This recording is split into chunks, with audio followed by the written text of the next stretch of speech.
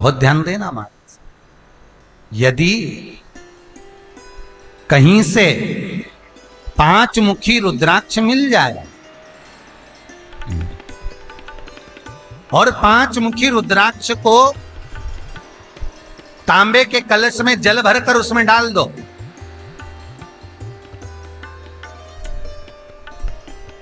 किसी चम्मच से उस रुद्राक्ष को निकाल लो आधे घंटे डालने के।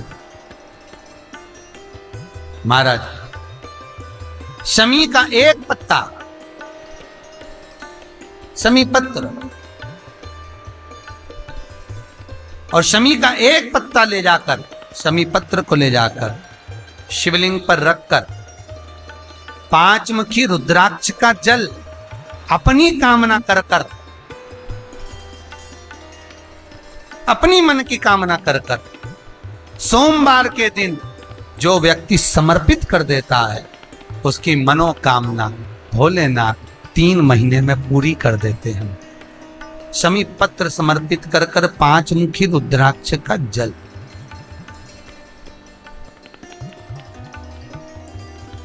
मनोकामना। और एक बहुत सुंदर बात वर्णन करूंगा, रुद्राक्ष को सिद्ध करने का तरीका है शंकर के शिवलिंग पर रखकर उसका अभिषेक करना और फिर उसको धारण कर। कई लोग पूछते हैं रुद्राक्ष पहनने का तरीका क्या है? शिव को समर्पित कर कर मंत्र का जाप, आपको मंत्र बताएं, उसका स्मरण कर कर फिर अभिषेक पूजन कर कर फिर धारण।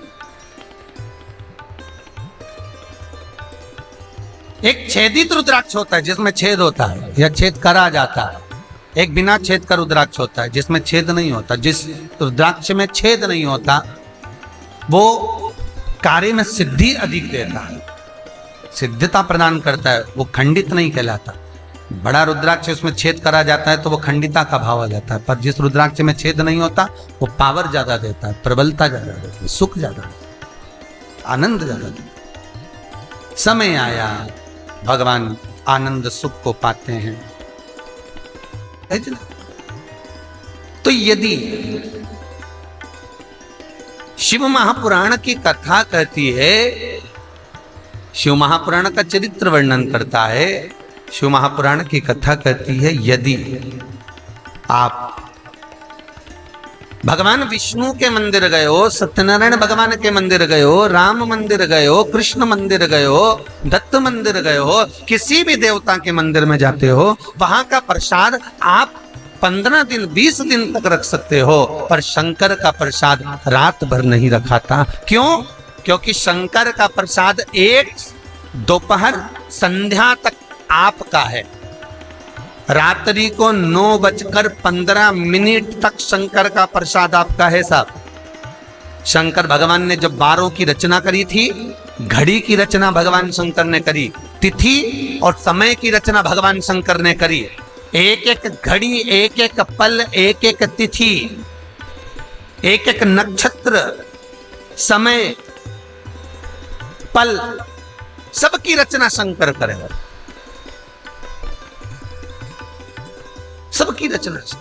इसीलिए तो शास्त्र कहता है ना, लिंग पुराण वर्णन करती है, नर्मदा पुराण कहती है, शिव महापुराण की कथा कहती है, जब व्यक्ति को कोई भारी रोग हो जाता है, कोई कैंसर जैसी बीमारी हो गई, कोई किडनी ही खराब हो गई, कोई लीवर ही बेकार हो गया, कोई बड़ी बीमारी हो गई, तो आप किसी ब्राह्मण से पूछेंगे कि पंडित जी हमको शंकर भगवान का अभिषेक करवाना है, कौन सा टाइम करवाना चाहिए? तो उसका भी समय शिव महापुराण निश्चित करती है, उसका भी समय हमारे यहाँ लिंग पुराण निश्चित करती है, उसका भी समय नर्मदा पुराण निश्चित करती है।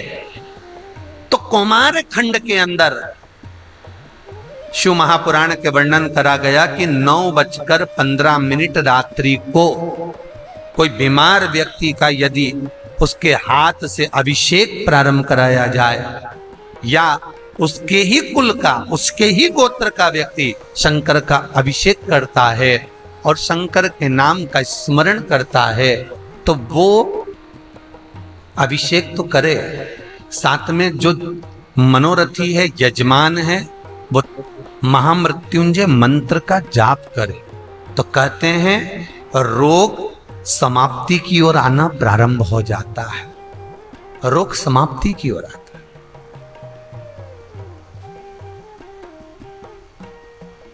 रोग समाप्ति की ओर पहुंचना प्रारंभ होता है। उस क्रम को देखिए, भगवान शंकर पर विश्वास रखकर एक एक पल, एक एक घड़ी, एक एक समय, एक एक नक्षत्र का शिव महापुराण में वर्णन है। यहां तक शास्त्र कहता है कि पीपल के वृक्ष की जब भगवान शिव रचना करे, पीपल के वृक्ष की जब रचना करी गई तो उस पीपल के वृक्ष में भी कौन सा समय किसका है ये शिव महापुराण वर्णन करती है। सुबह 4 बजे से लेकर 7:30 बजे तक पीपल के वृक्ष में ब्रह्मा जी का वासा होता है। 7:30 बजे से लेकर 10:30 पौने 11 बजे तक पीपल के वृक्ष में भगवान विष्णु का वासा होता है। 10:30 बजे से लेकर पीपल के वृक्ष में 11:30 बजे तक पितरों का वासा होता है। 11:30 बजे से लेकर 12:30 बजे तक पीपल के वृक्ष में आहूतों का वासा होता है।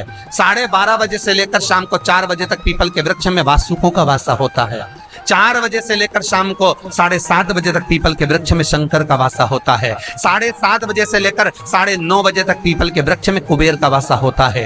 9:30 बजे से लेकर फिर कुबेर के वृक्ष में अन्य देवों का वासा चालू हो जाता है। इसलिए हमारा हिंदू धर्म कहता है, हमारे शास्त्र कहते हैं कि पीपल के वृक्ष को जब पूजा जाता है, पीपल के वृक्ष की जब पूजन करी जाती है तो सुबह 10:30, 11, ज्यादा से ज्यादा 11:30, ज्यादा से ज्यादा 12, उसके पहले पीपल के वृक्ष की पूजन कर लेना चाहिए। क्यों? क्योंकि 11:30 बजे से लेकर 12:30 बजे तक पीपल के वृक्ष में पितरों का वासा रहता है, आहूतों का वासा रहता है, फिर वासुकों का वासा आता है। पितृ किसको कहते हैं? महाराज जो पूरी उम्र लेकर चले गए और उनके भीतर अभिलाषाएं बहुत थी, मैं ये भी करना चाहता हूं, मैं ये भी करना चाहता हूं, वो पितृ हो जाते हैं। आहूत किसको कहते हैं? जिस माता के गर्भ में बच्चा जन्म ले और मर जाए, या 6 महीने का गर्भ धारण करने के बाद अवर्षण हो जाए, जीव पड़ने के बाद 6 महीने के बाद अगर बच्चा गर्भ में भी शांत हो जाता है, कुंवारी अवस्था में शांत हो जाता है, जिसका विवाह नहीं हुआ ऐसा बच्चा जब शांत हो जाता है, अधोगति में कोई मर जाता है, सुसाइड कर कर एक्सीडेंट में किसी भी रूप में मर जाता है, तो वो आहूत कहलाता। और बहुत ध्यान देना साहब, शिव महापुराण की कथा कहती है पितरों को भाग मिलता है, इसलिए पितृ तृप्त रहते हैं। आपको कथा में पहले वर्णन किया था, जब सृष्टि की रचना करने की बारी आई